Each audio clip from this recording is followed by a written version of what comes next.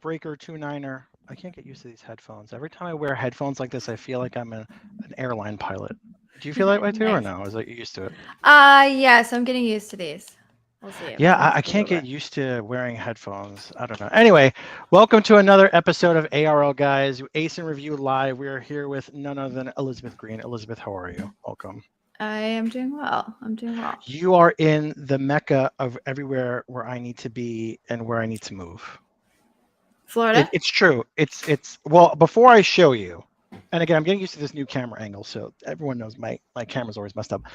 Are you a Disney person? I'm not a Disney person. That's good. It's good not being a Disney person is good. Yeah. However, I am a Disney weirdo.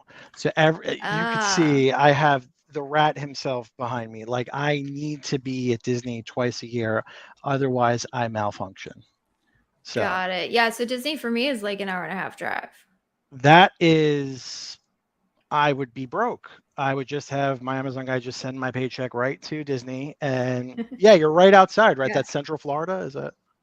Yeah. But so for me, like, maybe it's lost the novelty. I grew up around it. And then also being a native Floridian, I'm like, why y'all outside in the summer? Like, well, I never go to Disney in the summer. Yeah, I never go to Disney in the summer. That is like a nope. I live in New York City. It's like already parks in the fall, like perfect. Maybe maybe early spring. Perfect weather. But yeah. Yes, no. I am always I go in March and then I go in like December or November. That's when I go. So you got to figure it out then. Yeah. But anyway, I appreciate you for hopping on. Thank you. You know, we're going to talk about a lot of merchandising, a lot of CTR, look at a lot of cool stuff. I know you're the PPC queen. There's going to be some PPC questions. There's going to be I hate PPC. PPC is a necessary evil. It makes my brain hurt. When people start to ask me about negating keywords in bids and campaigns and all that kind of stuff, I feel like they're speaking to me in Latin, and it's the 1300s, and I don't know what they're saying. So you will help when people have questions. So I will field those questions because that is, I'm kind of a one-trick pony when it comes to that. So awesome. And I know I hear a kid in the background. That's your little boy? Yes, I have 4-year-old twins.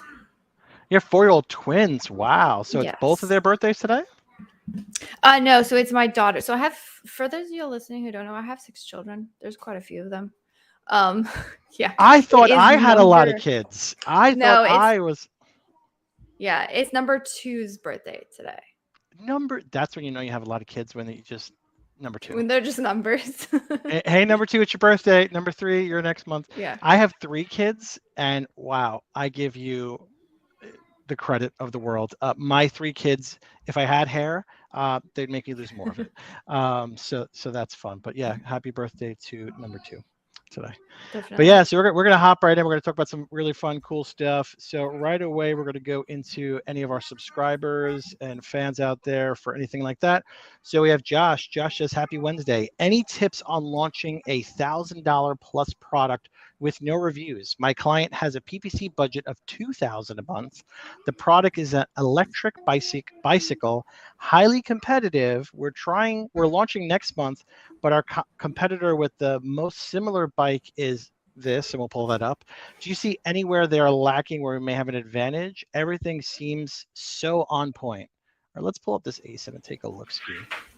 Everyone always says so on point. Like even top competitors always are lacking on a little bit of something. So let's take a look. How's the weather down there in Florida, by the way? It is hot. It is currently 91 degrees outside. 91. Yeah, I'd be inside. And I'd be thinking about Disney stuff. PRJY. Here we go. Let's take a look. So everyone tells me the hack that I never ever do. Elizabeth, do you do this too? When you pull up an ASIN, you put the Amazon.com/DP. Are you a fan of that? Oh, yeah, you can do that. Yeah, I search it too. Yeah, but honestly, what happens when you search it and then you get all this stuff coming up? How do you know which one is the product? True. So Well, so we use actually, if you build any tools that you want to like pull off the links, you can use like a concatenate function to do Amazon/DP with the ASIN, and you can like auto generate links, which is kind of nice. Let me take off Josh's comment right now because it's totally covering you. I don't know if you see that. It's like, oh, there you are. You're not. Okay, cool. So I think this is the one right here that Josh is talking about. Okay, so this is the competitor, similar bike, and he's saying that they are on point. Are they on point? Let's take a look. So Hey Bike, Mars electric foldable bike. That's the product. So it's an electric bike. Are you an electric bike fan? I don't get the hype around electric bikes. I don't. If it's a bike, you want to use it to be a bike. No. Yeah, we don't live anywhere with like, so we live totally like out in the country for Florida on the edge of Ocala National Forest. It's like phenomenal. We got 100 acres, which includes a swamp and alligators. So and alligators. Yeah, it came with an airboat and alligators. Sweet. Do you name them or no? We haven't gotten close enough to name them. Gator 1, Gator 2, like the kids. So coming down to brand story module, they're using a brand story module. That's great. They're showing some UGC of people on the bike. That's cool, but it's not telling me more about the bike itself, right? So if I go down here, they got premium A+. I am like one of the only people out there that hates premium A+. Do you like premium A+? Or are you a fan of the old school standard A+? I'm kind of agnostic. I'm more for conversion rates. So if something gets better conversion rates, like, it's fine. So even if it had no A+ and converted, you're like, that's a good listing. So my question would be like, if we put A+, does it convert better? You know, it's always like about better. Yeah, that's good. So coming down here, it's talking about the size, find your Mars. Like, okay, it's telling me about the bike, but it's not telling me, well, that's cool. You could do it in the snow. I didn't think you could do bikes in the snow, but that's cool. Sandy, customer sharing. But one thing I always like to talk about, Elizabeth, and that's something I harp on this channel a lot, is the us versus them kind of mentality, right? So understanding very clearly why you and why not your competitor, especially with a product that's $800. So understanding something like this, I'd want to know, okay, if I'm dropping $800 on this, great. How are you better than the guy that's here? Let's take a look. Foldable electric bike. So if I go over here,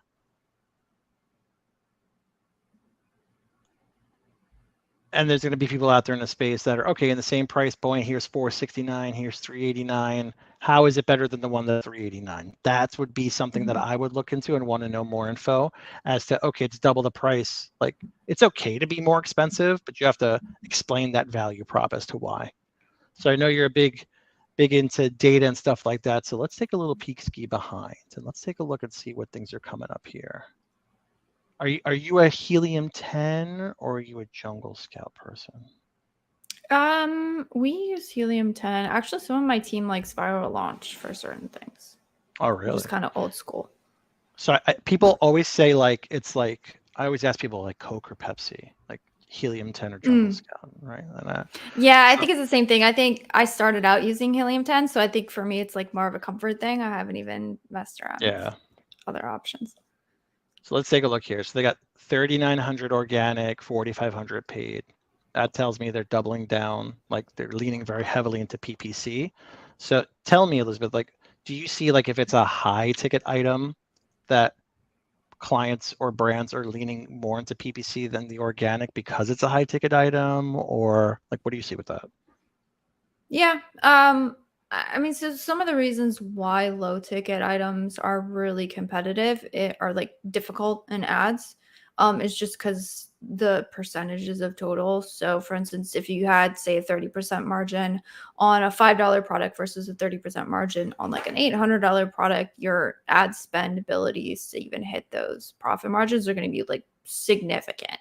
But the one downside to large or like to higher price items is that your conversion rates tend to be a lot lower, which means that it's going to take you more clicks to be able to generate the sale. So it's kind of a plug in the numbers and see just kind of what that's going to get you.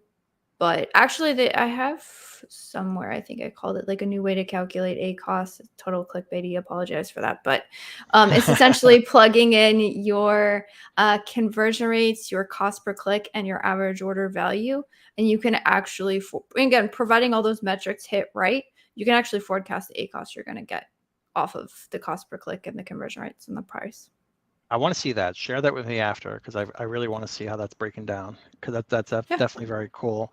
But he's talking about 2,000 a month on PPC. So something like this with these kind of numbers for an $800 item, is that even enough to really move the needle with PPC? $2,000 for this kind of item, especially when people are probably going to be clicking a lot with a high volume purchase about coming back and doing their due diligence. It's not going to be an impulse purchase. Do you think that's enough to really kind of move the needle? Depends on your sales goals. Yeah. So let's take a look at these guys. These guys are 546 units over 30 days. I mean, on a high ticket item, that's pretty good. Yeah. So what is that? It's like $800. I told you I was getting ready to do quick math. My math, I use ChatGPT and AI for everything now. Like when I'm on calls with prospects and stuff for sales, like, and they start rambling off to me like, all right, here's my ad spend, here's my total sales, here's my ad sales, here's whatever. Like I'm usually sitting there like dividing while they're like talking to me and stuff, and I'm off camera, but I could just type it into ChatGPT like as they're talking, like, okay, 10,000 ad spend, 20,000 ad sales, whatever it is, boom, and it'll tell me like ACOS, tacos, CV, all this kind of good information. So I seem like a wizard, and I'm not. So you just need a spreadsheet. You can plug in the numbers. I'm like a total fan of like automated spreadsheets. You plug it in stuff calculated. You can build some insane forecast models off of it, really? Which would be awesome. Okay, so you're gonna share the goodies with me. Sharing is caring. I am. I totally will. I promise. But yeah, so it's. I mean, like, so they're doing. Okay, let's give some wiggle room because you said 400.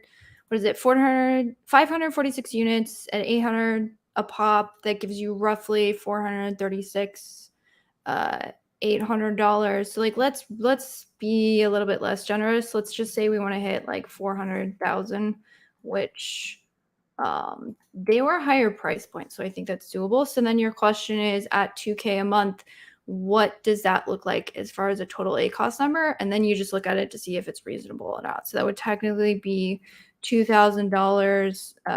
Let's see, 2,000 divided by 400,000 is going to give you a 0.5% total ACOS, which is not going to be reasonable.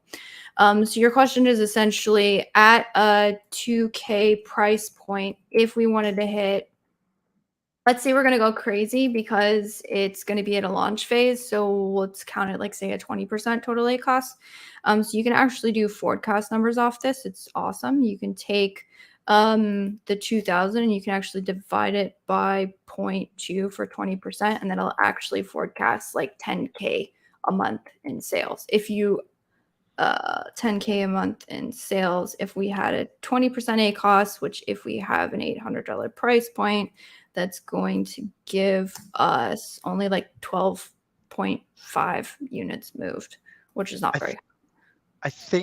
I think blood is leaking out of my ears because so much math is mathing right now that it hurt my brain. But yeah, so it's not going to move the needle, right? Basically, right. Something like. Or I mean, like, so I said it will move the needle, but what you have to do is figure out like expectations, if that makes sense. Like, are you fine with making like a 10K sales volume in a space where like you're probably going to look at, like, your goal is probably going to be around 400K, I'm assuming, given that most people look at the highest options and then shoot for the top of the mountain. So basically, out of that big pizza, do you want to have a slice or two, or do you want like the kindergarten sliver where they kind of cut it in, for the pizza parties, where it's like a little tiny kindergarten slice, right? Yeah. So yeah, doubling down on that would be something to look into. Yeah, so cool, awesome. Let's see what else we got. We got some more stuff here for some more of our subscriber guys. Just Jay says, shout out Ocala. Ocala or Ocala? What do you guys say? Oh, Ocala. Yeah. So if you know Ocala, think Silver Springs. We're forest people now. They'll know what I'm talking about. I will say this. So I will say, are you a Fleetwood Mac fan? Again, not a fan. Okay. I am a big Fleetwood Mac person, and when I saw that you're from Silver Springs, I'm like, do you get that a lot though, where people like play that song like in that area where it's like, or not so much, or it's just me thinking like Silver Springs from Fleetwood Sometimes. Mac is like blasting around like it's like the hometown song? Probably not. That's just my New Yorkness. Every time I hear New York, living here, I'm like, okay, can we get a new song? Or that Alicia Keys song, Concrete Yeah. Jungle. Yeah, no, I'd Oh gladly yeah. go to Florida. I'm good.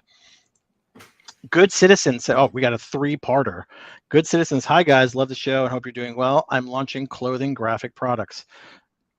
Yikes. Clothing makes me super nervous. It was so many SKUs, so many different kind of things. And I'm going to ask you, Elizabeth, about PPC and clothing because that makes my head hurt too. I've noticed that most of the main images are clothing itself, model wearing clothing with no face and full model. Which images are best from these three? I have 3 to 5 different colors spelt with a U, so I'm assuming you're in the UK. That's a dead giveaway. Over the pond will be best for my main image: black, gray, green, white. Does the honeymoon still exist on Amazon? Okay, cool. So Good Citizen, share your good ASIN so I can take a look and see about your product specifically. But I could pull up the clothing category, just a general idea of it. But yeah, the honeymoon period still exists. It's whether you're taking advantage of it as best as you can or not. That's a different thing. So a lot of people ask us, especially on here or on Jason's Friday AMA, or with Marissa on Tuesdays, they'll ask us, when does it kick in? So when do you like? What's your view on that? Like, some people say if my product goes live, or once I load my product into Amazon's catalog, or once I generate the first sale, like no one really knows. It's like in the ether, or some people say they know. What's your take on that? Yeah, I'm kind of like, I don't like saying definitively if I have no clue. I'm not above saying I have no idea. But what do And you, but what do you asterisk, think? neither does Yeah. anybody else. But Yeah, to so I me, mean, like, we've definitely seen the lift in the beginning for yeah, products. Like, I think the reason why everyone talks about the honeymoon period is that it can't be denied. Like, it's pretty obvious when you get in. I think what we've seen is that people who get in and hit the accelerated uptake are people who get in and the conversion rates are great off the bat. Those are the ones I've seen climb in the ranks and just like never stop. It's the products that get in, conversion rates or bad, and then I don't know. To me, after like it's like a week or so, it's like you almost can't get impressions on stuff. Amazon's definitely devaluing it. yeah. So like, do you feel like there's like a strategy with PPC to take advantage of that as best as possible? Like, is it best to come guns blazing out the door with PPC, pedal to the metal, or is it better to say, be more strategic, be more kind of like auto campaign, lower budget, see what's performing, put it in its separate ad campaigns, raise the budget, like a little bit of goal panning action? Yeah. So I'm super huge fan of going like super specific, strategic, aggressive in the beginning. I did a whole workshop, it's recorded on our YouTube channel, about like doing keyword research for product launches, because my personal opinion, keyword research, and then honestly keyword research. Like if I had to pick one thing that had to go right and everything else was going to go wrong with my launch, second, third, and fourth choice is going to be keyword research and Yeah. a very curated keyword list. And then the second thing that I think is really important is to layer that within your goals. So, for instance, the person who was talking about launching the bike and it being super like competitive, Yeah. you're probably not going to go after um, like automatic bike or like electric bike. I can guarantee you the cost per clicks are going to be like crazy. Your Yeah. $2,000, depending on the category, sometimes your $2,000 a day budget gets eaten up in like a day. Like that's totally possible in some spaces. So that's the other thing too, So, do you, like day parting, right? Which to me is like, again, PPC makes our brain hurt. So something like that, does that play a big part in it where like, okay, like we'll look at that and see strategically when are most people realistically shopping for something like this? Like, okay, electric bike, maybe not 9 to 5 during the week, and maybe more on the weekend in peak hours or so. Like, how does that play into the analytics and conversion part of it, do you feel? yeah, so that definitely plays into it, but you need to make sure you have enough data. So, okay, here's my hot take on day parting. Used to not be a huge fan of it at all whatsoever because we didn't have data around it. Now, with the data that's available, you can't actually get hourly conversion rates. Fun fact, everyone thinks, oh, hourly conversion rates, like I'm going to know what happened last hour and it's real time. It's not real time. It's a retroactive look at the data. So like, don't think you're going to be like, oh, this is what I did last hour. So I'm going to adjust. Like that's not available. You got to look at cumulative retroactive data. So you can use those insights. The problem I find with most sellers when they try and latch on to day parting, you want to be data driven. So you don't want to try and have day parting make up for your shitty conversion rate or your lack of funding. Like I would rather go after keywords that I can afford and rank on those keywords because I have the budget to do it than say like, oh, I'm going to get day parting to fix the fact that I only have a $500 budget. And so I still need to rank for my major keywords. Like that's just going to put you in a really bad spot. So best practice with that is don't spend that smaller budget gunning for those big ones. Capture that low hanging fruit and be the big dog in there. Got it. And that makes sense for sure. Speaking of big dogs, my oldest son just came barging through the door. So if you hear him, that's him, and me getting ready to say time to go back to school shopping because I can't wait for them to go back to school. But yeah, talking about this person saying, what's your take on this? So they're talking about main images. So I'm a big fan of best practice for me with images and stuff like that is if it enhances the customer experience, do it. Amazon's terms of service, I can bring up millions of products on Amazon that go blatantly directly against Amazon's terms of service for their image compliance and stuff like that. Even 1P direct kind of stuff, even Amazon Basics, even Solimo, whatever kind of stuff is breaking terms of service. I equate it to like doing speed limits 30 miles an hour, right? You're doing 32. Are you breaking the law? Absolutely. Are you getting pulled over? Absolutely not. Versus if you're doing 50 and a 30, you're still breaking the law and you're definitely getting pulled over. So something like that, I always kind of deploy. Clothing, it's like so, I steer clear of clothing in general when it comes to this kind of stuff, just because there's so many different kind of things to do. Like, okay, show the person, but you're not showing their face, or show a flat lay. So for example, Amazon's TOS says if it's children's clothing, you can't be shown on a model. It has to be flat lay only. But then there's so many people that are showing it on model. So it's like, I don't know what best practice is. Like, do you work with a lot in your end of like apparel, or do you stay away from apparel too? We do a lot in apparel. I have been hesitant to like, we're the apparel people for ads because it's an absolute pain. But honestly, most of my philosophies you hear me talk about is like, here's how to simplify, here's how to be strategic, here's how to look at these things and figure this out. Like that's through me banging my freaking head against the wall for like 4 years working with apparel ads.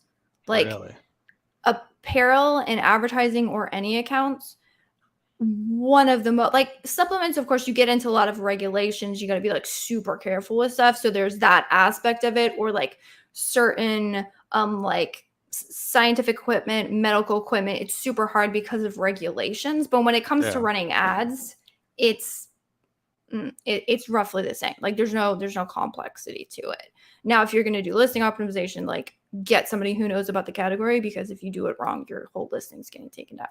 But when it comes to apparel, there's so many freaking, like you can have one listing with literally 200 products attached to it easily. Yeah.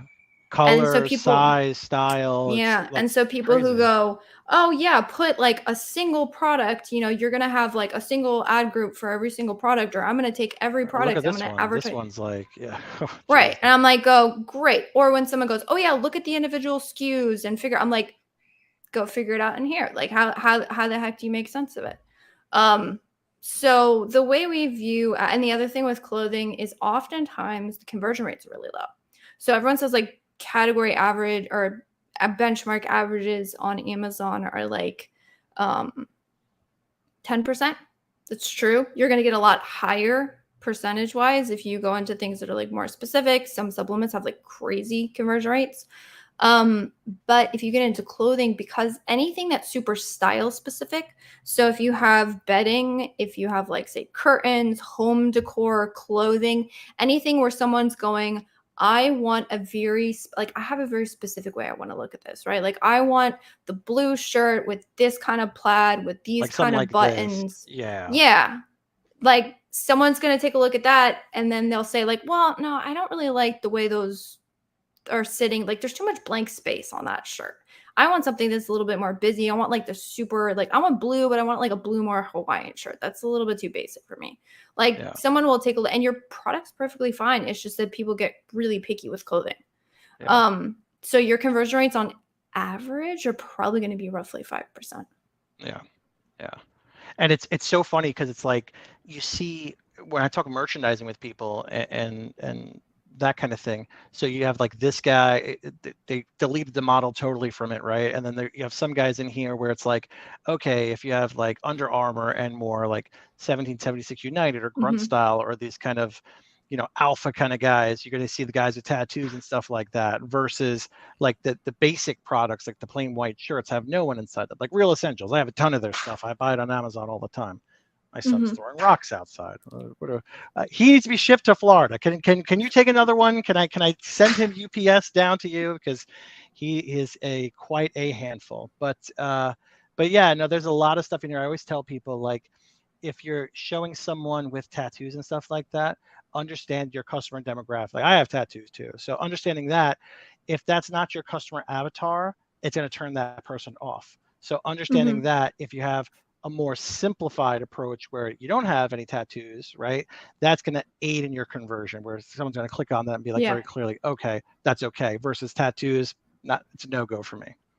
So I always tell people be careful and know very clearly who your customer avatar is with something like that.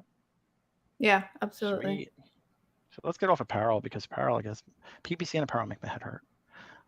Ramos says, hello, sir. ASIN, this is one of my ASINs. I'm selling just in UK.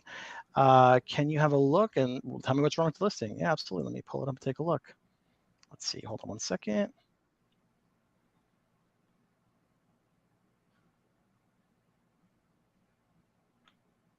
I need like a little like button for like dead air when I'm pulling up ASINs and stuff like that to play any sort of 80s theme song that I'm best preferring at that time. What's your favorite TV show growing up? So I was like super old school, like super conservative household. We literally didn't have a TV in the house till I like reached teen years. Really? Yep. So then once you were able to kind of be like, all right, TV's my thing, what was your show you're watching? Gosh, I'm gonna have to think back. Shoot. I pulled up the wrong marketplace. So while I'm sitting here doing this, you got some time to think about it. I gotta think, man, that's gonna take me back. I'm older than I look. I'm a lot older than I look. Yeah, I'm not gonna make you say how old you are, but I bet you I'm older than you. It's possibly. Yeah, but that's been like, gosh, that's been a hot minute.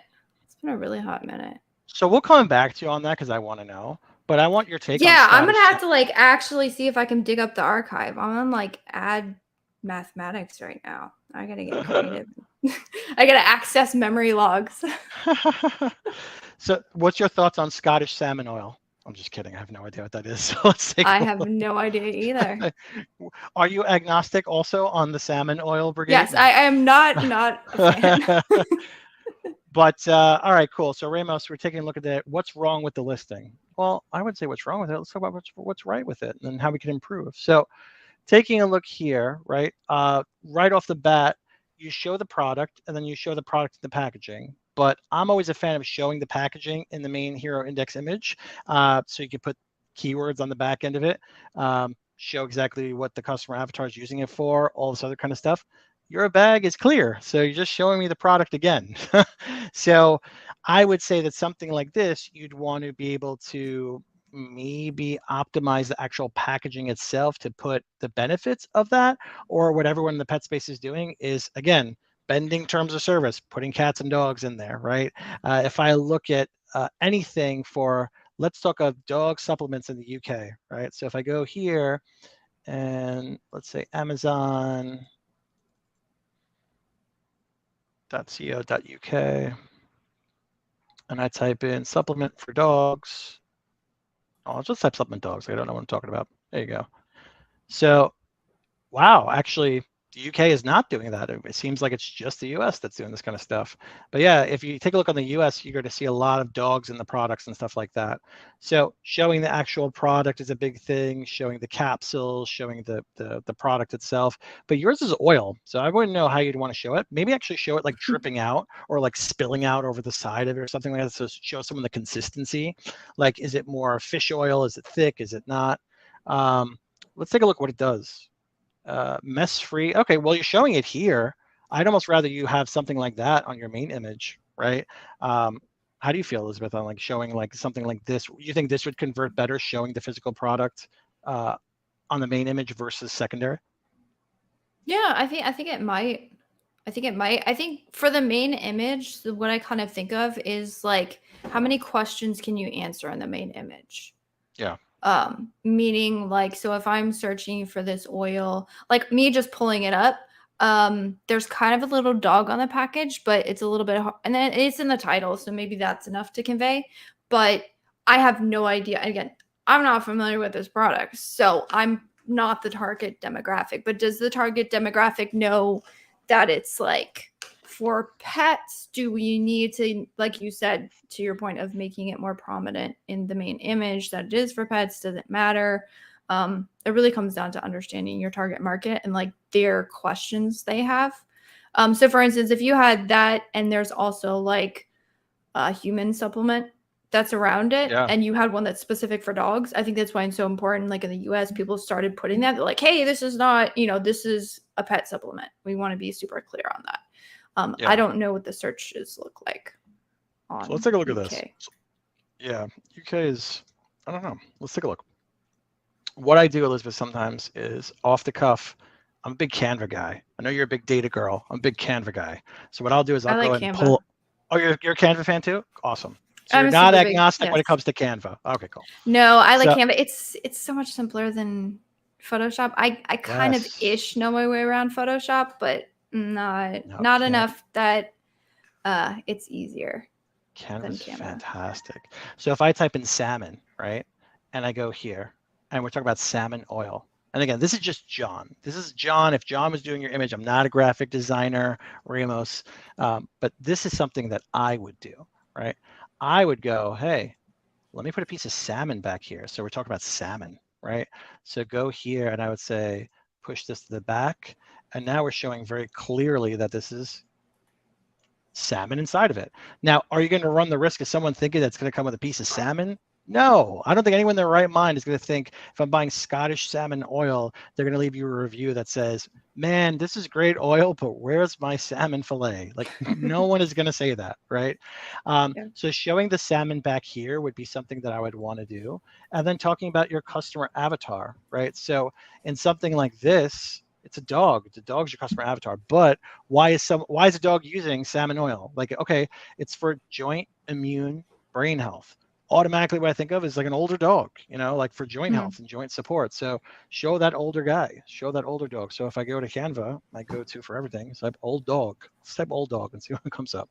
So if I type in old dog, I don't know, Canva, if that's an old dog or not. That dog on the phone doesn't look old nor realistic, but let's see, something like this, right? If I go here, get that out of here, and again, let's bend some terms of service a little bit here. Something like this, it would be interesting to see, maybe not this one because I don't like how it's cut off like that, but an old dog sitting, yeah, this one I like. Something like this tells me very clearly, okay, this is a salmon product for a dog, right? So again, staying within the fact of, I'm going to have those, Elizabeth, I don't know if you have trolls. I have trolls, and I embrace the trolls. I love them. But a lot of people out there on LinkedIn will tell me, oh, and you can't do that. That's against Amazon's terms of service, blah, blah, blah. Great. There's that tool that's out there for A/B split testing on Amazon for images, where everyone's been telling me, upload what you think you want to do that for. If it's uploaded, Amazon takes it to do split testing, then that's a good measure of if it's going to be able to be accepted or not. Have you heard of that? Yeah, so I have heard of that. I hadn't heard of it as a way to test if something's terms of service compliant, which is kind of So it's interesting hack. interesting. It's again, nothing is there's no guarantees in life. Death and taxes, Right. that's all it's guaranteed, right? But outside of that, it's a cool way that a lot of our team has been advising me to take a look at that to see what's going to be what. So yeah, so I would say something like that, Ramos, would be good. In the A plus content, let's take a look. So you have brand story module. You're showing an older dog, or I think it's an older dog. You have premium A plus content, and again, premium A plus content's good when you're using it right. This is not being used right, I want to say. There's no branding here. You're not showing me the customer avatar of the dog. You're not showing me us versus them. I really don't know why. So combats itchy, dry, itchy skin, promotes heart health. Like, show me more dogs. Show me how do I give this to my dog? Right? Am I giving my dog on a spoon? Like, it seems weird. Like, realistically, I think we're drizzling it on their food or something. Show me that. Like, that's what I want to see. Like, I call these very like e-com images, right? Where it's like if you have your website and you're being very kind of like ooh and you have that time for them to go on your website and stay a little bit, and you want to wow them with Apple kind of images. That's great, but on Amazon, I want to get down to the nitty gritty and show me how to use it. So far, I have no idea how to use the product. Do you? I'm assuming you spray it on your food or drip it on your food, on the dog's food, but that's just me assuming here. Yeah. And this cat has Yeah, and a very that large would be a paw. good thing. So it looks like it has a easy way to do it because it's in a pump. So to me, I'm like, oh, well, that's a value add. So then my question would be, okay, is the pump like, could I just do it straight for the pump onto the dog food? Like, is it just like 2 pumps, or do I need to measure it? Yes. Like you said, it's essentially getting into your, I mean, like all of this stuff is like marketing 101, honestly. I think there's a lot of stuff in Amazon. It seems like we get so like laser focused on the Amazon thing that we forget there's like a bajillion years of business and best practices that is like supporting all of the stuff that you're telling everyone today. But it's essentially like, who is your customer? What questions do they have about the product? Make sure that those are answered. And the best, and like to your point of the images, the best place to answer them is in the images. Like, unfortunately, as much as we have, like, you want to have content in your listing. Yes, you want to have well-written listings, but I mean, don't make them think like a robot wrote it. Like, it has to sound somewhat humanized. But at the same time, like myself, I'm notorious for only shopping images. Like, as much as I know where everything is and I'm super familiar, I'm still flipping through my phone, flipping through the images, going, yep, nope, okay, clicking around. Like, that's how the majority of Amazon shoppers shop. Let So if me you can ask you answer this. it. And I'm from New York. I interrupt. That's a bad habit. You'll get used No, to. you're good. But do you click on videos when you shop on Amazon? Be honest. So I don't. Don't talk from an I Amazon don't. expert. You I don't. don't. And see, I this is don't. an unpopular opinion that I've been preaching from the hilltops. People tell me video is king, video is king, video is king. Video is king where video is consumed. TikTok, YouTube, that's where video is consumed. Instagram Reels. On Amazon, or even Amazon Live, that's where video is consumed. Here, I have PTSD from clicking on things on the internet growing up where everything is going to be loud. Everything's going to be jar. Everyone's going to have a loud sound. Everyone's going to have their theme song. I'm shopping late night next to my wife sleeping. I'm not going to click on a video, right? So when I review ASINs for people, they're like, especially with prospects on sales calls, I'll say, well, hey, where's this? Oh, check the video. Oh, it's in the video. I'm like, well, I don't watch the video. So if you're telling me that, if you're telling me that in the video, then it's missed on me, and I'm going to go to your competitor. I'm going to go to the next product. Right? I will say the times that I click on video, again, this is like one personal shopper experience. The times that I click on videos, I think I can count on one hand, and I shop on Amazon a lot. But the times that I have clicked on it is when it's a very technical product. Yes. Or I'm trying to understand, like, how does this work in like, because you can have measurements. That's actually really helpful when you have things to scale. But sometimes I'm like, I need this to fit in a certain place, or like, how does that drawer pull out? Like, I need to make sure. So if it's a more technical product, video is a really good way to like really showcase it. But then again, don't just like repeat all of your image slides. Like, if I click on a video and I'm like, oh, I want to see the technicalities, and it's like slideshow of everything slideshow of the same image. Yeah, it's a and I'm waste. like, you wasted my time. I'm sorry. I'm not buying you. Haha. But no, totally. Like if it's, I'm the same way. If it's a high ticket item, right? Like that bike, for example. If I'm spending $800 on a bike, I'm going to click on the video because I want to see how the bike folds. I want to see how you charge it. I want to see that. Like this, for example. If you had a video and you didn't tell me how, maybe I click on the video. Probably not though. But for the most part, I'm not clicking on videos for cell phone cases. I've purchased so many things, and I just won't click on the video just because it's not me. So, but the big thing here is like when I take a look at the competitors, Ramos, and I see like Menopause, very clearly Scottish salmon oil, right?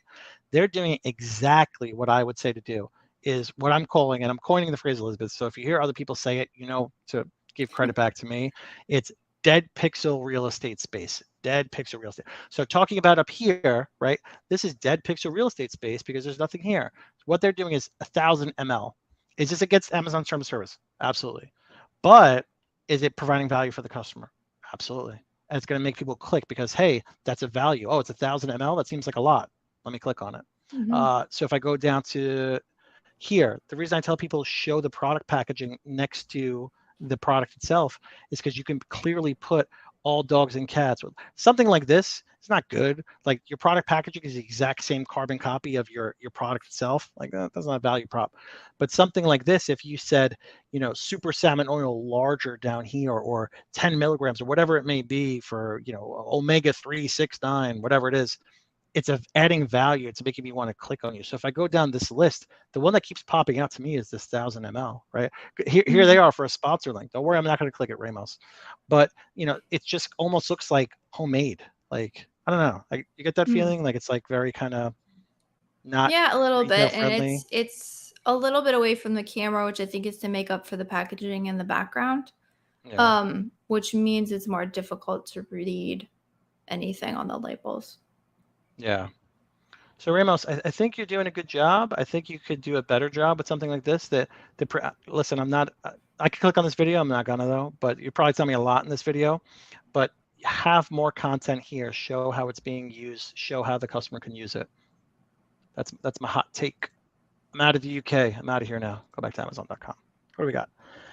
Manny. What? By the way, are you an Apple user or are you a Windows user?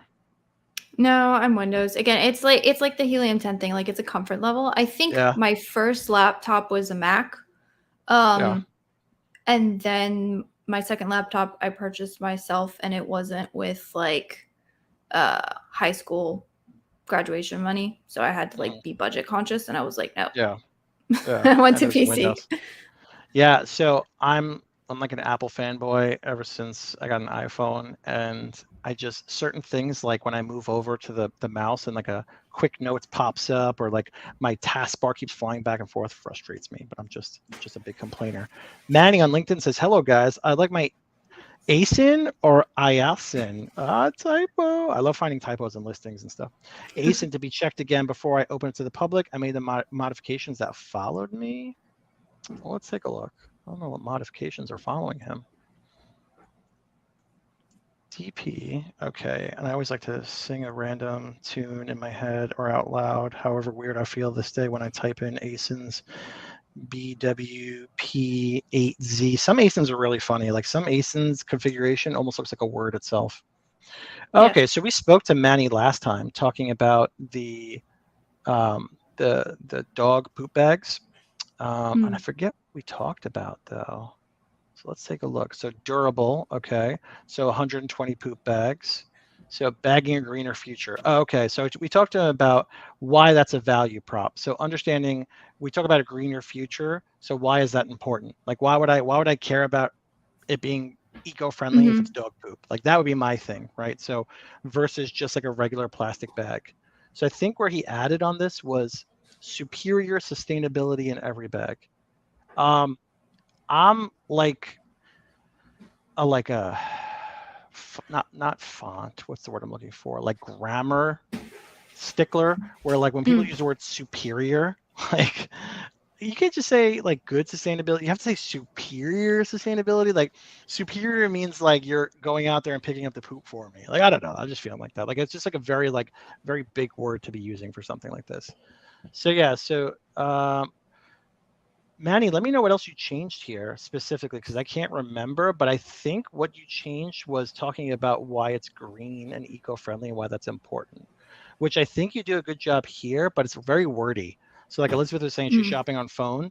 Like something like this on mobile is not going to come across as good, just because it's very, very wordy and small font. Is that fair, Elizabeth? Or Yeah. Yeah, no, I would say that's correct. like it's I'm blowing it up here, but if you look at it like that, if I don't zoom in and something like that, it's very hard to see. Yeah. So Manny, I would take a look into that. Okay, cool. Josh, one of our subscribers, says happy Wednesday. No, we already talked to Josh. Sarthak says, hi, I just put my first product on Amazon FBA in US, private label, but I'm not sure how to get my listing to the top. I've started PPC campaign, but not getting clicks on it either. This is right up your alley, Elizabeth. Let's pull this up. Yeah, so I say if you're not getting any clicks, are you getting impressions? You got to look at it from a funnel perspective. So if I'm not getting clicks, is it because nobody saw it, or is it because nobody wants to click on it? And that's what you got to find out. If you got a ton of people seeing it and then nobody's clicking on it, then there's your issue. Maybe it's a main image thing, but it's either a main image thing or it's a targeting thing, meaning yeah, or it's a what is this thing? Because I don't even know what I'm looking at this and I'm like, all right. I always like to be a little bit like, okay, maybe I'm not the customer avatar for something like this. Oh, it's Ghee. What is It's Ghee? clarified. No, I know what that is. Okay, so tell me what Ghee is. Ghee, isn't it essentially butter? I think it's like clarified butter.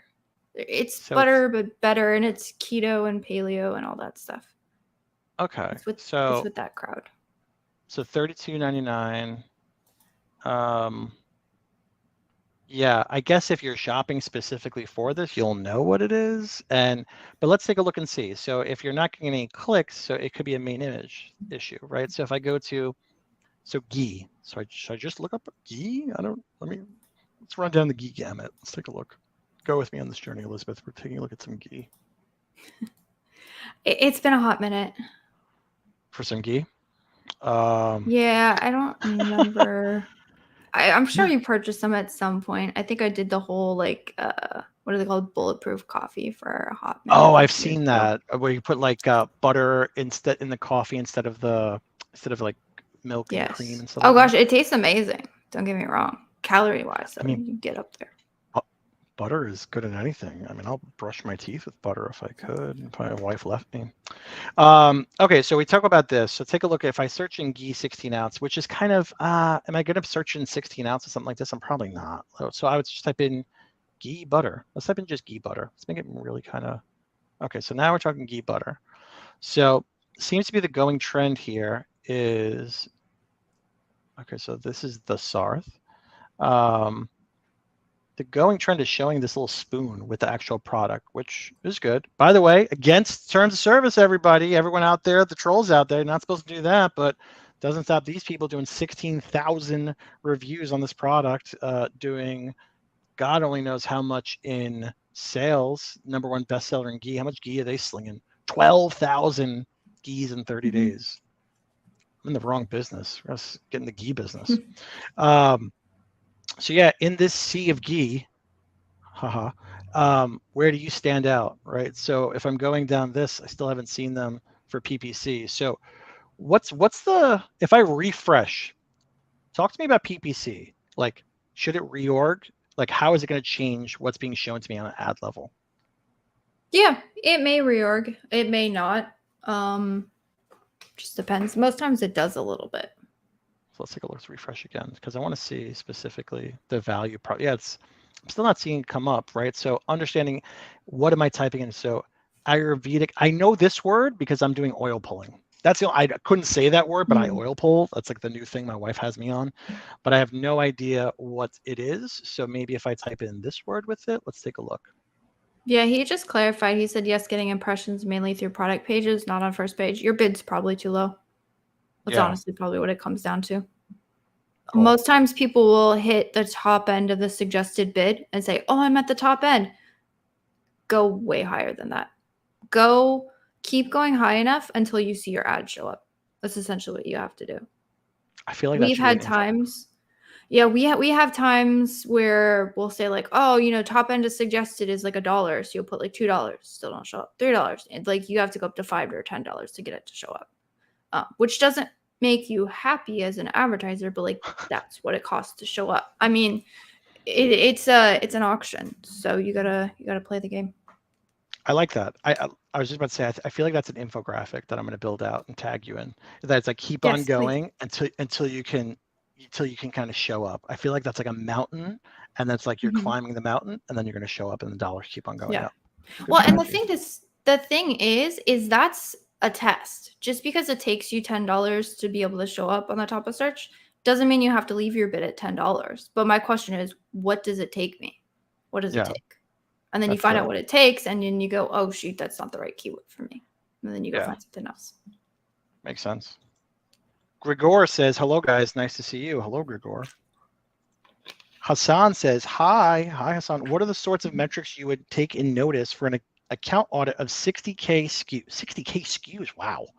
I would take their best-selling products and check for the trend and do market research. Elizabeth, how are you doing 60K SKUs? How are you taking a look at that? What's the best way? So question, is that 60K in individual products, or is that 60K in individual, so individual listings, or is that 60K SKUs and then those are aggregated to certain products? So how we make sense, like I said, like I bashed my head against the wall for like 4 years trying to figure out clothing and advertising. Roll it up to the parent ASIN.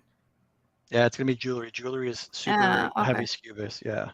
So it's probably going to be a mix of the two. It's probably going to be a lot of just parent stuff, but then it's going to have that mix of the variations within it. Yeah. But jewelry is another one, just like clothing. It's very, very, I call it spraying and praying. Like you're going to have to do a ton of it out there, and 80-20, 20% of it is going to do 80% of your business. Yeah. So to your point of take a look at the best selling product. Yeah. You want to take a look at the best selling products. Check for trend. If you do that's the problem. It's on 60K SKU accounts. You're not doing market research for all of those. By the time you get down to the last SKU, you're going to have to start over again, and all of your data is going to be super outdated, and you had time for nothing else. So you definitely want to look at it on a bestseller. Another really cool way to look at it, which is how we've been looking at it, is we have a whole 3-step audit process we built out, and one of the steps is broken out into 2 different internal reports that we've built out that essentially aggregate a heck of a ton of data at the parent ASIN level to try and make sense of a bunch of product accounts. But what we do is we tie the ads percentage of total ad spend to the percentage of total sales attributions, and essentially say this product's bringing in 80% of the sales. We're attributing only 40% of the spend to it, and that spend is super inefficient. There's your low-hanging fruit. Go after it. It makes it super clear where to focus. The other thing that you could look at is the run rate for the products month over month and year over year. And if you know what you're doing, you can build out dashboards, which is what we've done, that essentially aggregate all of it and look at the run rate year over year, month over month on a per listing level, and then just say, look, this is the run rate for the product last year, and like this product's down, this product's up, and then tying that back to why the product's down and why the product's up. So we look at the traffic and the conversion rates of each individual product, and then that allows you to pinpoint really accurately, and then you can aggregate all of the total sales trends as well and say these are up or down on a month over month and year over year basis. And then depending on that up or down, then you're essentially going into the catalog and saying, why is this up or down? And then you take that second report, you tie it back to the ad level and say, this is what's going on with these 3 different products that we've identified are the bottlenecks in the account. What is the ads doing? And then that's your ad strategy. Yeah, no, it totally makes sense.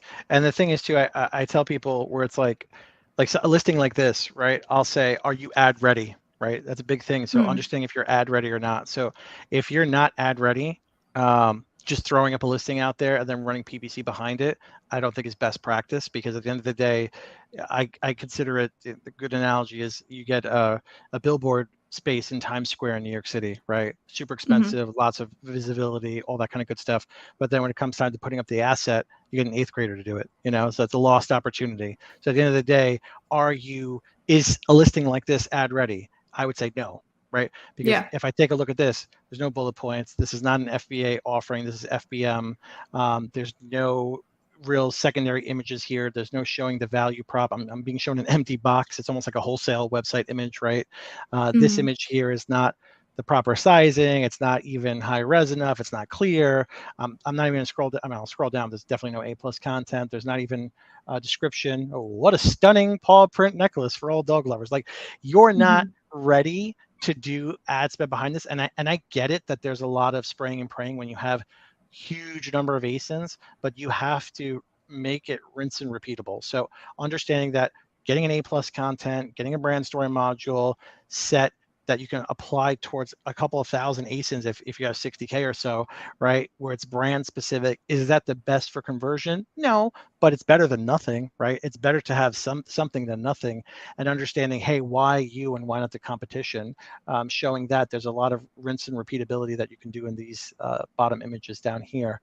But yeah, get gift box US shipping. Like, it screams Alibaba China. Like, when you say things like US shipping, like, I hope it is. It better be to be compliant on Amazon. So that's what I would say about that, Hassan. I said Sent that's the true. ASIN. Yeah, go ahead. Sorry. Oh, I was just going to say, sometimes clients will throw a 60K catalog at you because they don't want to deal with it. And they say, okay, tell us which one you should, like, you figure out which ones we should focus on. That's not uncommon for large catalogs with brands that don't know how to make sense of their large catalogs. So that analysis I was telling you about, that will be really helpful for you to help them focus. And then also how I said, like, I don't like launching, I like to launch super intentional, super specific. When you have accounts like this, one, like you said, the listing is not retail ready. We don't want to go super hard and fast with the ads, because it's just a recipe for, like, if you were able to snap your fingers today and get a launch strategy up for all 60K of these products, I can guarantee you the performance is going to be absolute crap. And as much as they say they want to run ads to everything, they're not going to like the results if you run ads to everything. Nope. But that being said, if you're trying to, like, figure out where to focus and you're like, all right, I got these 3 and they're humming and I just got to, like, everything else is just kind of crappy and I don't know where to focus, you can actually, these are really great accounts for, like, low bid autos and low bid broads and, like, that whole old school, start super low, work your way up, figure out what works. Essentially, you can set up that system pretty easily and then just kind of see what pops off and then kind of help the brand direct that way. Yeah, no, totally, for sure. And then he's advising, hey, check I think he said, let us know the psyche of going on with the accounts, the psychology. But I always think it's weird when it says brand unknown, right? But then if you go here, there's like a storefront. It's not really a storefront, so it's not a brand store. Oh, yeah. So it's like, you just want me to take a look at your products. There is no true brand store. And it's like, for me, like, I'm not a big, jewelry buyer, like, obviously, or not obviously, but if my wife buys a lot of this kind of stuff, like, I call it like entry level costume. I think costume jewelry used to be a phrase. I don't know if people say that anymore or not, but this kind of under $20 price point, she's going on Temu. And I'm about to put a video up and a post on LinkedIn that says probably today or tomorrow, that I'm talking about, hey, if you're looking to do some product research and launching a product on Amazon, go look on Temu. If you can buy it on Temu for a fraction of the price, that is not a good product to launch on Amazon. You're not going to get the traction that you need. For example, I was showing how there was a pack of, like magic erasers, like those melamine sponges or whatever it is. Yeah. The people are selling on Amazon packs of 20, right, with 16,000 reviews for like $17. You get it on Temu for $2 for a pack of 20. And it's not like wish.com, or it's coming in like a couple of months. It comes in like a week. So you're competing against that. So it's very, very hard. Like, if you're not solving a problem. Like I always tell people, if you're looking to, create a new brand and launch a product, is it solving a problem? Is it a want versus a need? If it's doing either of those two things, you're going to have success. You have a pretty good chance of success. Now, if it's a want item and not a need item, it's backburnered, right? Where if funds start to be a little bit slow, if there's a recession and all this other kind of stuff, people are not buying the want items, they're buying the need items. And especially if it doesn't solve a problem, like this product here, it's a dog cat paw. Was it a dog paw or a cat paw? I just realized that, dog and cat paw. At the end of the day, it's not a want item. It's not a need item. It's a want item. So when times get tough, that's the first thing that's going to go is the cat and dog bling. Jawara, I butchered your name. I'm so sorry. But if I got it right, let me know in the comments if I'm spot on with that. Also, from where the person I can't find and their Gmail. Sweet. Don't know what that means. Hassan says, kind of sick at the moment, so would like to take notes from you guys. Sick health-wise, we wish you best, or sick, frustrated over this. Either way, we wish you best and hope this helped a little bit. Josh says, thanks for the tips. You both rock. Oh, Josh, you rock. Elizabeth rocks. I roll. Jawara says, also, I want to show you my working. All right. Show me your workings. Sounds like we're talking to a robot. You can show me the inner workings. Always go aggressive in launch phase, Hassan says. Elizabeth, you agree? Yeah, right? Pedal to the metal? Yes, with the constraint of the client budget. Yeah. Have you ever ran into that issue before, either early on in your career, where it's like you overspent either on accident or anything like that, and the client comes back and they're like, either it was a good result or it was like it could go both ways, right? It's like you can overspend through whatever and have extreme success, and the client can be happy. Yeah. When we have specific budgets, we're really careful to like stick measures in place so we don't typically overspend. But this happens with so many sellers, and that's why I talk about it a lot, is like an aggressive launch strategy. If you don't have the budget for it, one, you're going to waste money. And then two, you're going to run that aggressive ad strategy for like 2 days, and then you're going to log in and you're going to go, oh crap, and you're going to turn half of it off. And that's honestly where you, like the whole adage of you only lose when you quit. Yeah. Meaning like there could have been some good stuff in there, like with keywords or things you could have ranked for, but you just completely pause it. So you're not even keeping the campaigns up running long term. So you're not getting that continuous learning and optimizing. You're just like freaking out and turning it off. Or you've gone up against a keyword that was never within your business to like try and rank for in the first place. So you could have taken all that money, gone super targeted, gone lower bottom of the funnel, like long tail keywords, and you could have probably gotten a lot more for it. So that's why I'm a huge fan on not just looking at what is the best strategy, but what's the best strategy given my budget, given my goals. And then that helps you get a lot more clarity. Let me ask you this. Are you a DSP fan? I like it. I also think, again, there's a lot of people looking at DSP because they see all the screenshots of the low, like the amazing ROAS, and they think that that's going to be their answer to really shitty ACoS. And it's like, no, it's probably not. Like if you can't get your ads on platform figured out, DSP is not going to save you. Now, if you got your ads figured out, then that's another story. Do you feel like, I always tell people with DSP, your product might not be a DSP product, if that makes sense, right? So understanding if you're getting some people romanticize about their business and it's like, oh, I want to appear on a Kindle lock screen, or oh, I want to show up on that Amazon Fire banner where someone's watching TV and they click on it. Like, great, but are you the kind of product where people are going to click on it and care about it? Like if you're selling, I don't know, what's some random thing that I have, like a headphone case.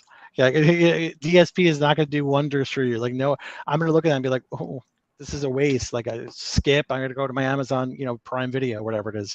But there's companies out there that are hyper targeting that. Like, for example, like an American Airlines, right? They're targeting people that are with 1P data purchasing carry-on luggage, right? And Mm-hmm. they want their American Airlines or Continental or whatever to show up there because it's highly relevant to what that person's shopping. Again, they don't have any tangible goods to sell, but they want to show up because it's hyper focused on their core customer, what they're targeting and what they want to capture. So like a dog print bling necklace, maybe not so much, but like, hey, I always tell people, like, if you're selling, and I think this is probably not even permitted, but like in a perfect world, if you sold Kindle cases for a Kindle and then it showed up on a Kindle, like, okay, or like power banks. Power banks do really, really well with that kind of stuff because if you're looking at it on a mobile device and it shows up, that's something that applies directly to that. So yeah, DSP is definitely powerful when done right. Yeah, no, it's definitely contextual. And I did like DSP is really good, especially for retargeting ads and things. Yeah. And that's where all the good screenshots come from, is the retargeting ads, Yeah. which consequently you got to actually have traffic to the listing before you run retargeting. So you got to have that in place. And then most of the other stuff, you can get like super targeted with it, which works really well. But oftentimes DSP, especially the way Amazon pushes it, is more like top of funnel, which means like more awareness plays. And most private label sellers, like awareness plays are like not my thing. Like, give me the conversions. It's always people that I find that have good success or at least realistic expectations with DSP are bigger companies, more enterprise, where they have an ad budget where it's like, okay, we have 25K set aside for this, for top, upper funnel brand awareness, brand lift, that kind of stuff, where if we don't get back X from that 25K, it's okay because we have that allocated, versus mom and pop smaller brands that are more bottom funnel are like, oh, that's 25K I need back. Like, no, need that now, please. Yeah, no, totally. So CB, sci-bi, whatever, we're gonna go with that. If we miss the skyrocket of the honeymoon and launch is pretty bland and CTR is below average, how would you recover from this place? Elizabeth, how do you recover from that? From post, post honeymoon, you skyrocket it, you miss the skyrocket, honeymoon's over, and CTR is below average. How do you recover? I know I just asked you and I'm telling you what I think, but we're going to go past that for a second. I'll let you formulate that. But I think that you're going to have to spend a heck of a ton of money to come back from that deficit. I always tell people it's easier to take you from level and keep the trajectory going versus for me to dig you out of the hole to get level again to then get trajectory going. Is that fair? No, I would say that's the case. And I'm going to say, I would want to know why you got in the hole in the first place. So I'm a huge fan of like the data analytics. So is it just because I got really bad conversion rates? Good rule of thumb is if you look at your unit session percentage and look at your ad conversion rate. If your ad conversion rate is lower than your unit session percentage, you're doing really crappy at your targeting. Your ad conversion rates, I would say 8 to 9 times out of 10 are always going to be at the very least but most likely at least slightly above your unit session percentage, because think about it, you're going super targeted.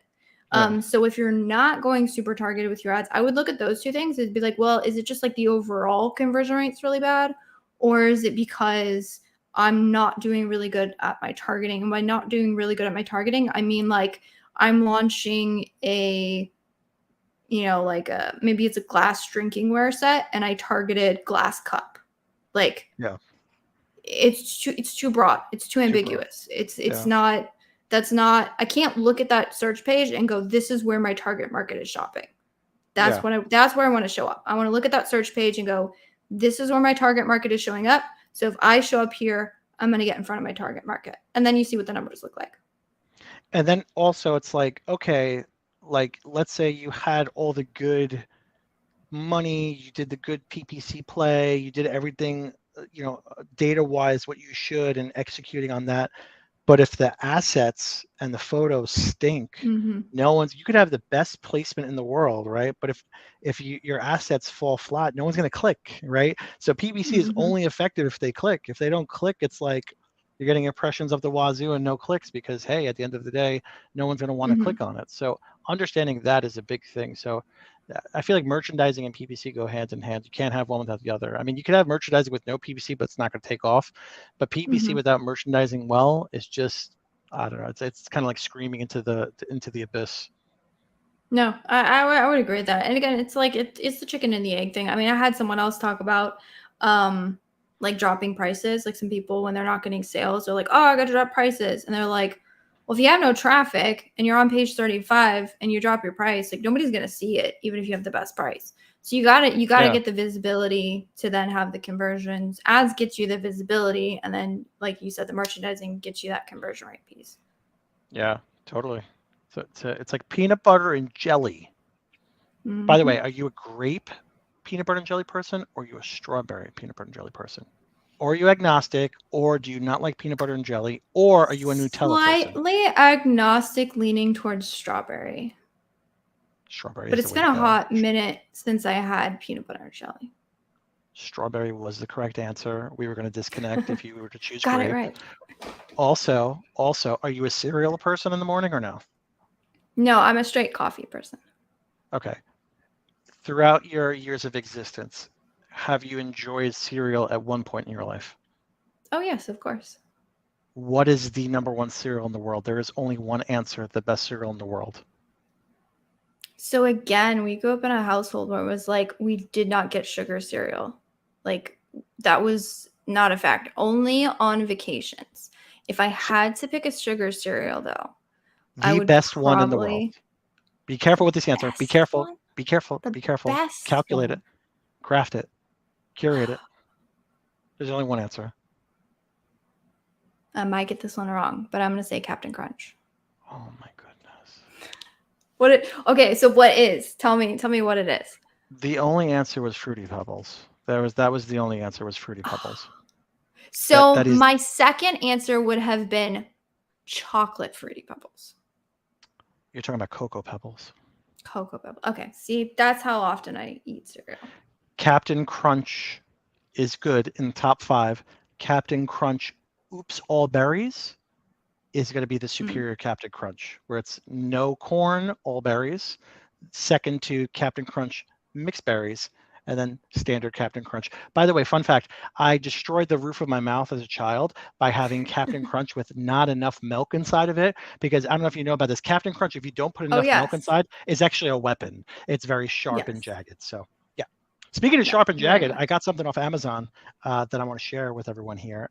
This is a segment I like to call Look at My Nonsense.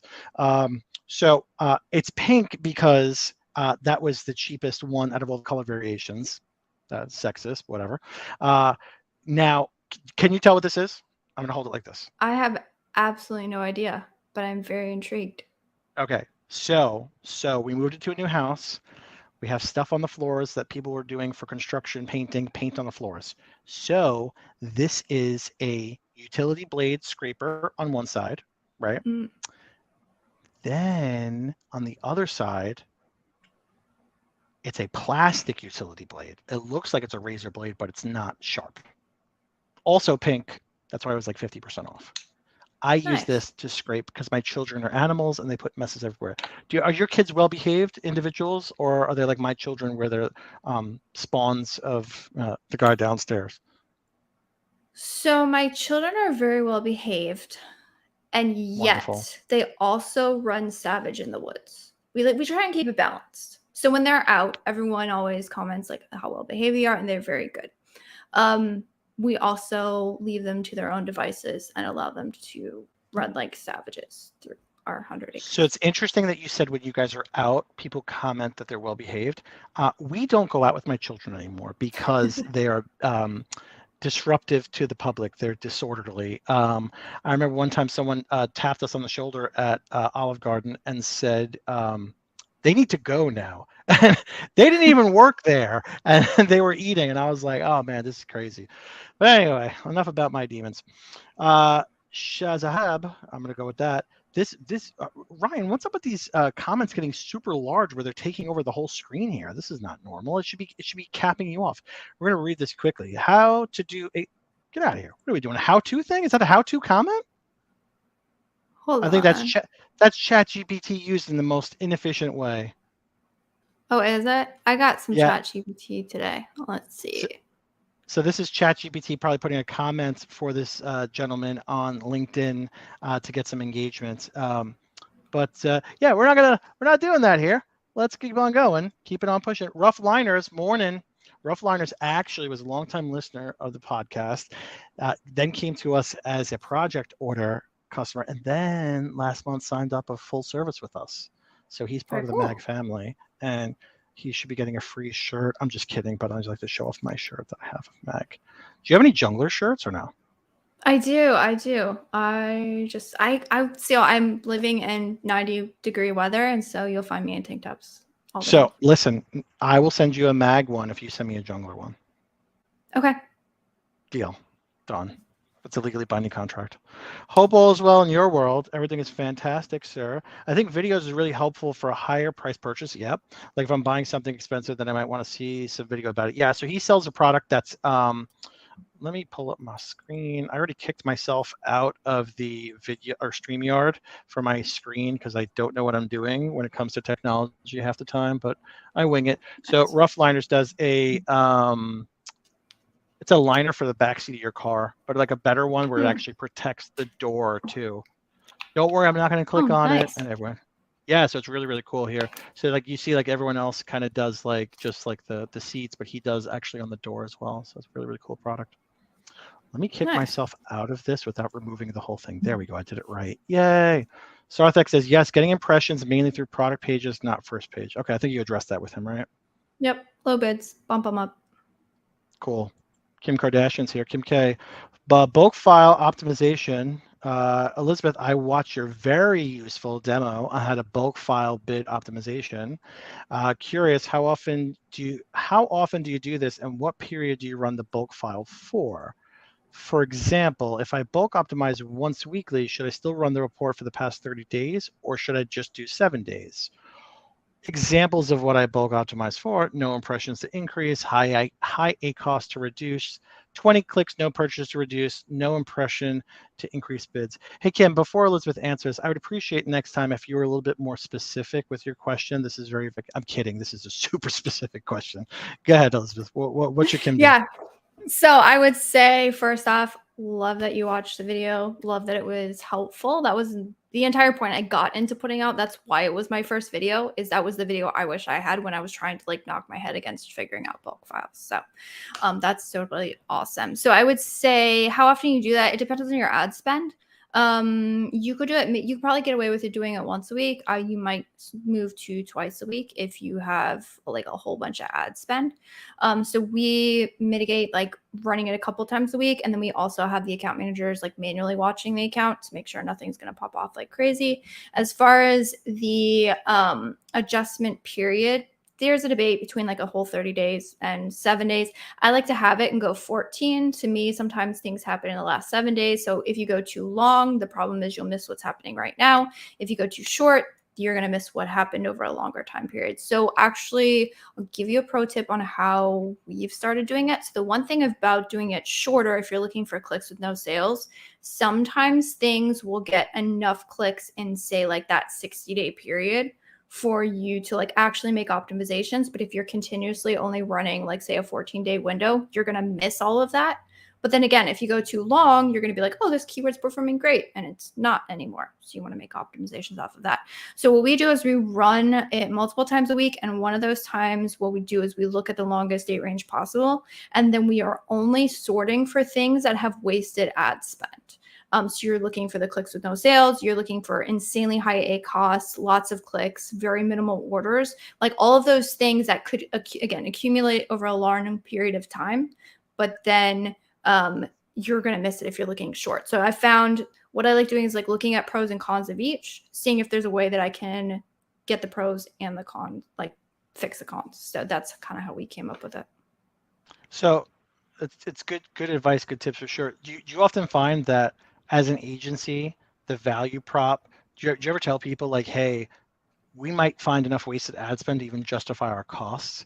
I think that's a cool thing where if someone has a lot of wasted ad spend, we're like, hey, listen, you hire us and here's a wasted ad spend. There's our fee right there, right? So a lot of that is kind of just showing value prop in that. So you've used that before? Yeah, I mean, wasted ad spend is definitely something we look at. So for sure. Yeah, I love wasted ad spend. Clients don't. I do. Kim also says, and Kim keeps going here, and low ACost increase. Really appreciate you guys and all the support you offer to the Amazon seller community. It doesn't stop there. Oh, she did it again, by the way. 30K PPC spend monthly if useful to your response. Yeah, so 30K. I mean, definitely I would do it twice, a couple times a week. Got it. Cool. Let's go here. Hassan says, this is the ASIN. Okay, let's go here. Oh, I'm pro at it. Do you use Fire TVs or no? Or are you like a We got one of those where it's like built in with everything. Yes, that's what I have. It's like a Roku TV or a Fire TV built in. Some people I talk to are like for smart homes and stuff like that. They're like, I use Alexa for everything, right? Not because I'm like an Amazon diehard, but I feel like that's the standard. I go to people's houses sometimes, even though I love Apple, I don't use Apple like HomeKit. Some people are like, hey Siri, like this, that, and the third. I'm like, where is that even coming from? Or some people are like, hey Google, and I'm like, oh man, yeah. I feel like I'm in a commercial. I thought Alexa was like the standard for that kind of stuff. All right, so this is the ASIN. So Christmas Express delivery, red truck running Santa, St. Bernard, dog area rug. Okay, great. $69 for a rug? Sheesh. Does that seem expensive to you for a Christmas holiday rug? I don't know. To me, that just seems expensive for a rug that I'm It does. It depends on the surface area. It's been a hot minute since I shopped for rugs. Rugs can get god-awful expensive though, depending on like how nice they are. 2.5 feet by 1.5 feet. That's pretty expensive. Yeah. Like 10 by 3 is $150 and it's not even FBA. Oh, this is, yeah, the jewelry company before. So they also do, I guess, other kind of dog products. So like rugs and stuff. I could see where all those 60K of SKUs are coming from with all these different kind of rugs. Yeah. So yeah, so there's definitely some more merchandising on the rugs than there is on the jewelry for sure. Like obviously right now is not going to be the time of year where this is going to be the hot seller, but understanding things like, again, talk about terms of service. This is not compliant with Amazon. Everyone, their mom is doing this out there, but that's fine. Font choice and color is a big thing. I did a post about this today where I was trying to buy something for my kids and I couldn't read it because it was on yellow background with white font. Like, do you want me to know this information or not? Like, so something like this, the font is very, very small, very, very thin. And the coloring, I get that we're trying to do for the holidays, like this, it's area rug mat runner sizes. That Z looks like a 3. It's just bizarre. Like, you'd want to fix this and show, like, I feel like I'm looking at the same image a bunch of the same times like this. It's like, yeah, show me the dog, show me a person with a St. Bernard, like a St. Bernard lover, show me a Christmas. It doesn't even look like it's Christmas in this picture. But again, we're talking about 60,000 SKUs. I get it that it's hard to do this kind of stuff. Also, super nitpicky point, the rug is upside down. Yes.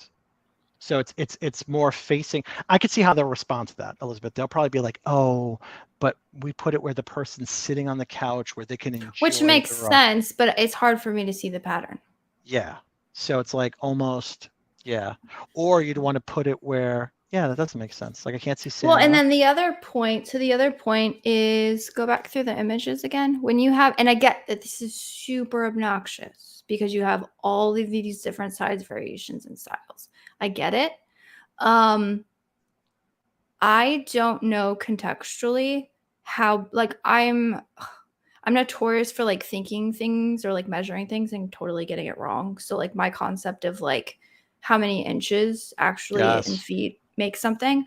So it's like, how does this fit in my room? Because I can see somebody paying $69 for the cheapest one and getting super mad when it shows up and it's really small.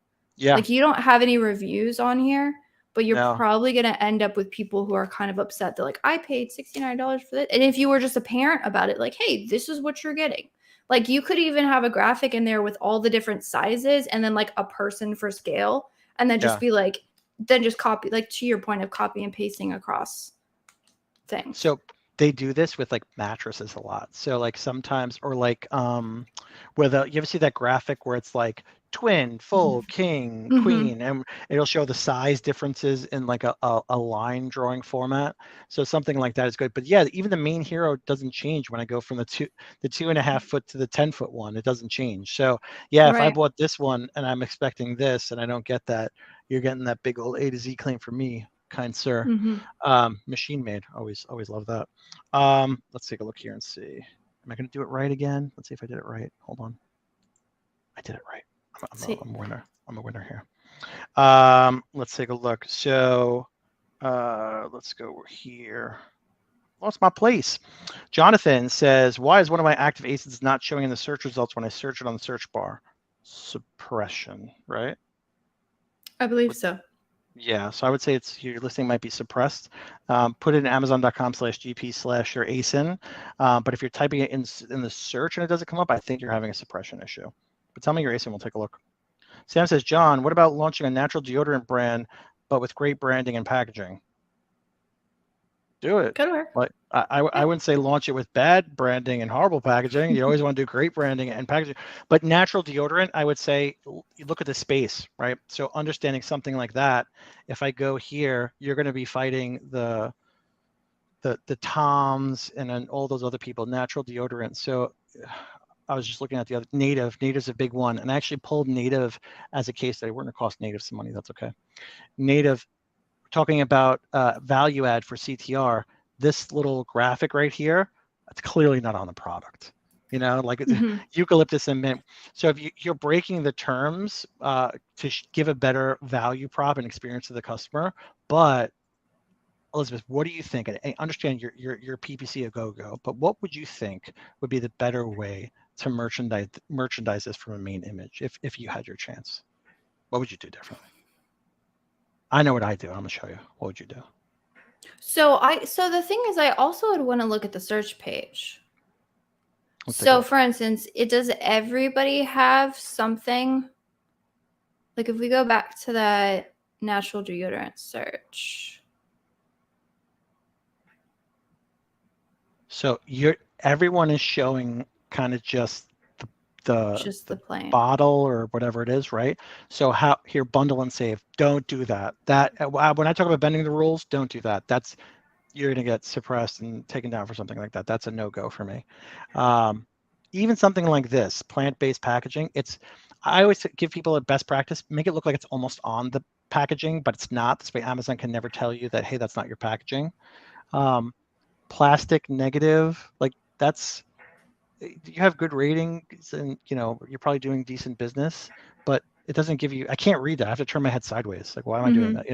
But also, what is that telling me? That's not telling me any value prop there. So in the realm of like supplements and drinks and stuff like that, what I would do with something like this to stand out, and again, this is Native, they're a huge brand, they don't need to stand out per se, but if I'm going into the good old Canva, right, and I type in eucalyptus, which, by the way, I have eucalyptus in my shower. Is that weird?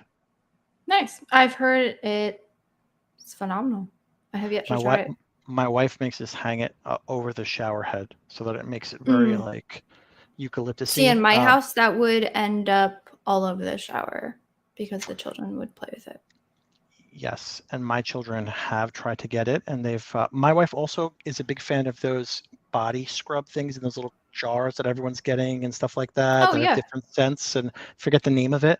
My son gets in the shower, scoops them out in one shot, and throws it against the wall. And I think that's like $12 a canister. So I'm just hemorrhaging money. So thank goodness for Mag.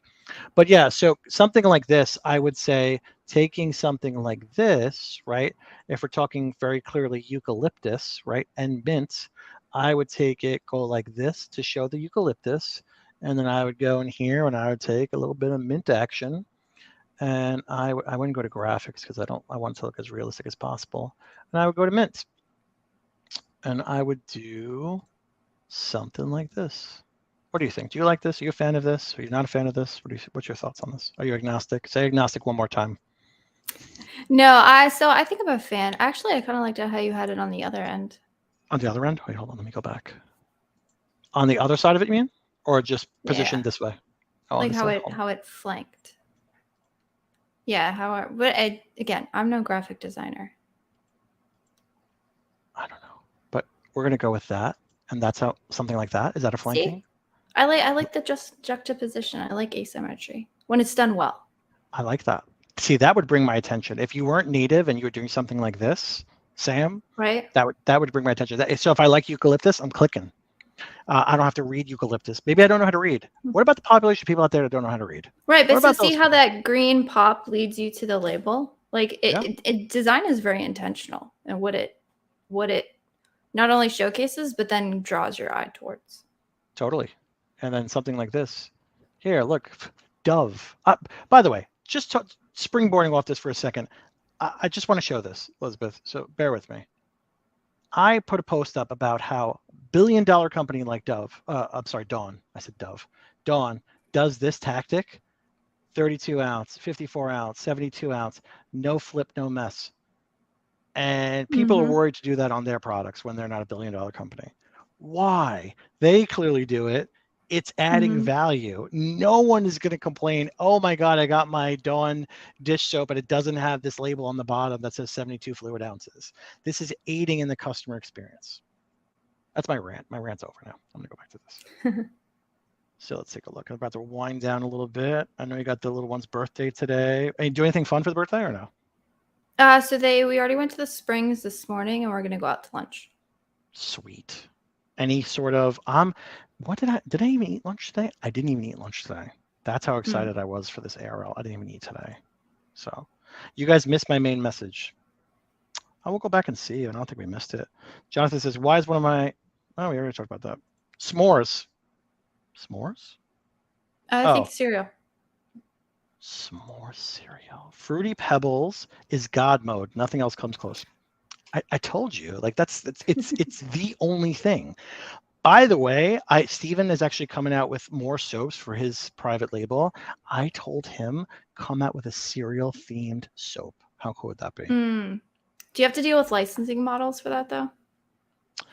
You do, but I would say don't do it cereal themed. Do it more like Fruit O's or cinnamon like the total flavor. generic. Yeah, like the Walmart cereal, like the Fruity O's or something like that. There you go.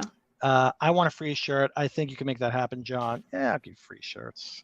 I feel like I want to be like one day at like an Amazon. By the way, are you attending any events this year? Do you attend events? Are you an event goer? I do not. I'm a notorious hermit. You're a notorious hermit. That's what has to go on a shirt. Every year I get asked. So I've been doing this, going on 5 years? I have yet to go to Prosper. So I'm a self-proclaimed hermit.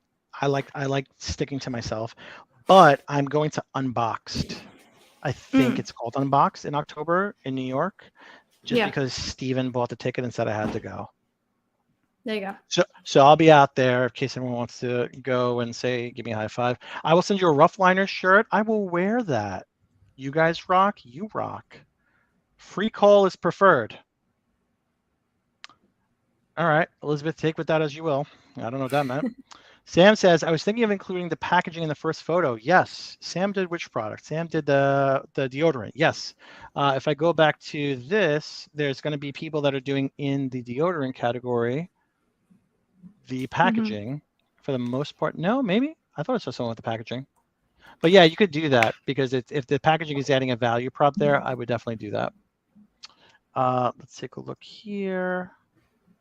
I think we're winding down. John might actually reach out to you and book a call later for my brand. That's what I'm here for. I'm here for. What events should I go to? Any event that I'm at. Any event that I'm at, I recommend that you go to. But yeah, we are winding down. He was saying he was promoting his own kind of tips. So yeah, Elizabeth, give us a rundown on you guys, because I know you got to hop and do your thing, but give us a rundown on what you guys do and talk about more about what you have going on. So you can listen. I'm not above plugs. I'm not above clickbait. I'm a big fan of clickbait. So if you have a good clickbait thing, please use it. There you go. There you go. Cool. Yeah, so you might have guessed I've been talking about ads a lot. So that is essentially what we do. So we partner with brands who are doing $1 to $5 million a year, and they are looking to scale, and they haven't figured out how the ad piece can help them scale. So that's what we do. If you're interested, like I kind of teased that whole like audit thing. Like we just did a whole revamp of our audit. I'm so stoked. It essentially takes the traditional ad audit and completely flips it on its head.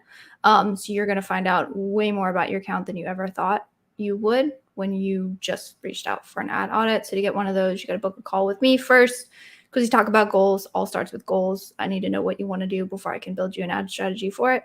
So we get on the phone, chat for a half hour, see what you want to do, and then I take a look at your ads and figure out how your ads can support that.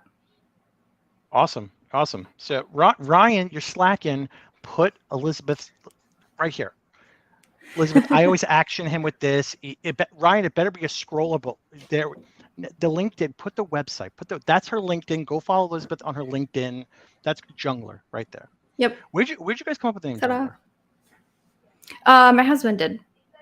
So does it mean it anything? sounded cool, and the domain name was available, and apparently it has something to do with gaming and going off the beaten path. I have no idea. That's very cool. I googled it once. I'm always a big fan of brands that I see where they take a name for something and they remove the vowels. Yeah. Well, you didn't remove all the vowels, but you removed the vowel. We did I don't not. know why. Well, the domain name was available, and it's short and it's snappy. Short is good. I like that. I worked for a company one time. They're not in business anymore, so I can say their name. It's Choxi, Choxi, and they're not in business anymore. And I asked the owner, I said, hey, what does Choxi mean? He goes, it's the shortest domain we could get. And I was like, all right, it's going to mean something now. And I was like, cool, all right, it makes sense for me. But yeah, here's a rundown that I do. We're my Amazon guy. We do everything and then a third. We have our SOPs for sale. So if you don't want to have a full service agency and you want the power of MAG in your hands, Elizabeth, I call it Thanos level powers. And then people ask me, who's Thanos? And then I say, this is not for you if you don't know who Thanos is. And 450 plus SOPs, lifetime access, everything under the sun, coaching calls. I think they added me as a coach. Oh, they didn't add me just yet. They're putting me up as a coach, Elizabeth. I'm getting up there. You're actually on with someone that's really up there at my Amazon guy. I'm a sort of a big deal. So coaching calls with anyone, Jason, everyone like that. You can book if you need that. We have all of our good stuff here. We also have Mag School in case you need some education on what to do with that. Follow me on LinkedIn. I shamelessly plug my LinkedIn. I'm a big LinkedIn person. Guys, I'm at 8,200 followers. Sweet. Clickbait. If I get to 10,000 by the end of this week, I'm giving out free full service management. No, I'm just kidding. I'm not doing that. But yeah, so that's us guys. Yeah, right. Yeah, I'm gonna get fired by the end of the week by saying free full service. But Elizabeth, I loved having you on today. I appreciate it. Thank you. I know you've been on it with. I think you were on with Marissa not too long ago, right? For the PPC Tuesdays. And yep, that was super fun. Have you been on with anyone else lately, or that was the most recent one? Nope, that was the most recent one with Mag. Okay, so be honest. Mine was more fun, right? Well, see, I didn't have to do as much work this one because it wasn't PPC focused. So there you go. Which less work is more fun. So I'm going to say that. But yeah, so I appreciate you for hopping on, and I look forward to seeing you in the ecosphere of the Amazon space and all that kind of good stuff. But yeah, guys, tune in next week. Wednesdays, 12 noon, another week. Next week, I have another guest appearance. I'm not gonna tell you guys who. I won't leak it, but it's gonna be someone more in line with some merchandising and stuff, which will be fun. Every Tuesday, we have Marissa for the PPC with a guest in PPC, and then Fridays, we have Jason for the AMAs. I used to be on with Jason, but he kicked me off. He said, "You're too big for me. Go fly. Go do your own thing." That's it. Get out of the nest. Go scram. But yeah, that's it. Elizabeth, I wish your kid a happy birthday. Go have fun, and we'll talk to you guys soon. Awesome. Thanks. Appreciate it. Thanks. Bye.